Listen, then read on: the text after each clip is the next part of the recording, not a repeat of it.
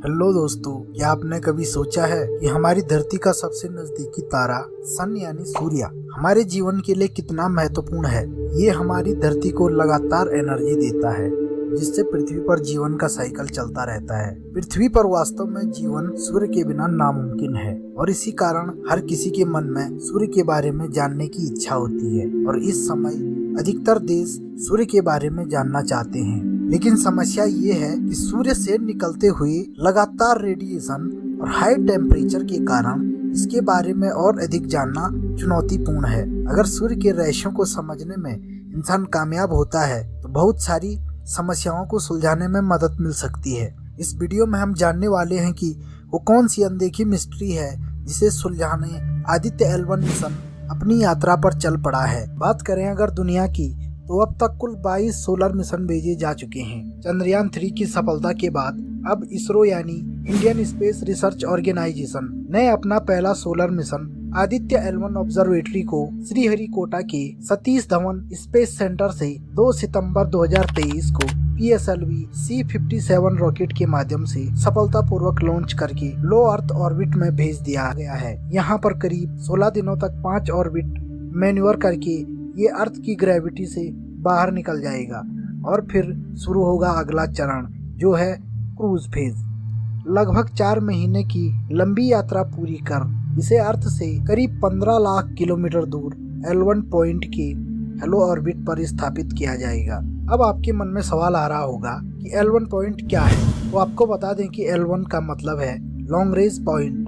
सामान्य शब्दों में समझा जाए तो स्पेस में ऐसे बिंदु हैं जहां पर दो पिंडों के बीच ग्रेविटेशनल फोर्स बैलेंस रहता है। पृथ्वी और सूर्य के बीच में 5 ऐसे पॉइंट हैं। L1 पॉइंट की खास बात यह है कि यहाँ से सन और अर्थ दोनों को ऑब्जर्व किया जा सकता है और साथ ही यहाँ पर कोई भी ऑब्जेक्ट लंबे समय तक दो ग्रहों की ग्रेविटी के बीच सेफ रहता है। आदित्य L1 को इसी पॉइंट पर स्थापित किया जाना है और अगले 5 सालों तक ये सूर्य को ऑब्जर्व करके सूर्य के बारे में इंफॉर्मेशन कलेक्ट करते रहेगा। पर सवाल ये है कि आखिर ये सूर्य के बारे में इंफॉर्मेशन कैसे कलेक्ट करेगा। ऑब्जर्व करके इंफॉर्मेशन कलेक्ट करने के लिए इसमें कौन से इक्विपमेंट लगे हैं और ये सूर्य से क्या इंफॉर्मेशन कलेक्ट करेगा, ये समझने के लिए थोड़ा सूर्य के बारे में जानना होगा।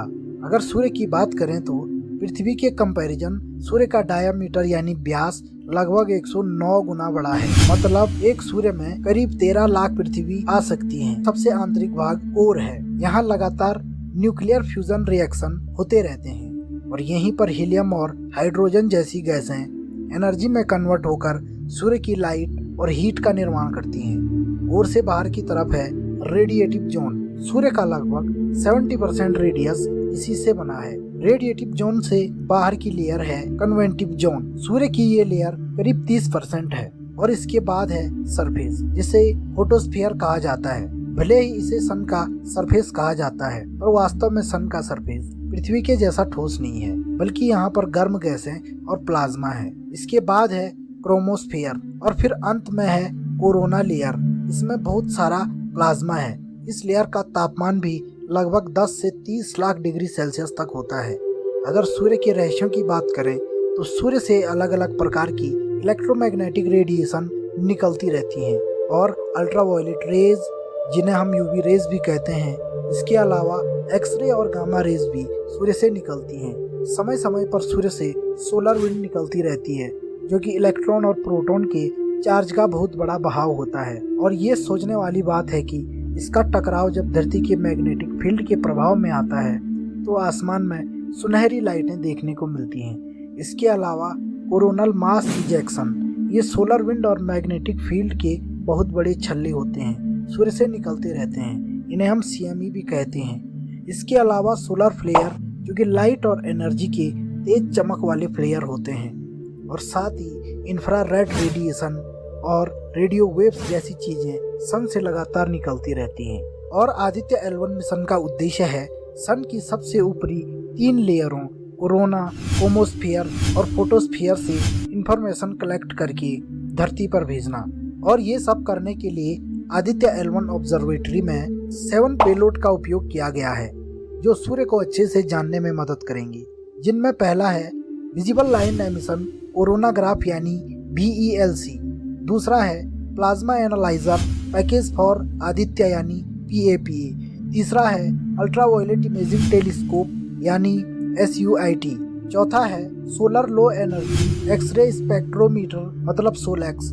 पांचवा है HEL-1OS यानी high energy L1 orbiting x-ray spectrometer. छठा है एस्पेक्स यानी Aditya solar wind particle experiment. और सातवां है advance tri axial high resolution magnetometer यानी मैग। इन सब की मदद से ये मिशन पूरा होगा।